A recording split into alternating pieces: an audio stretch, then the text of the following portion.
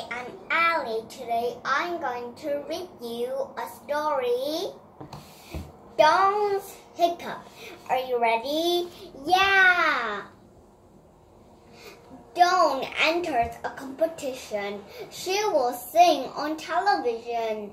Dawn is nervous. Oh no, I can't sing. I have hiccups. Dawn's mother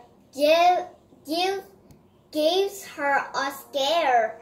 Surprise! Dawn still has hiccups. Put your fingers in your ears. But Dawn still has hiccups. Snack on a slice of lemon.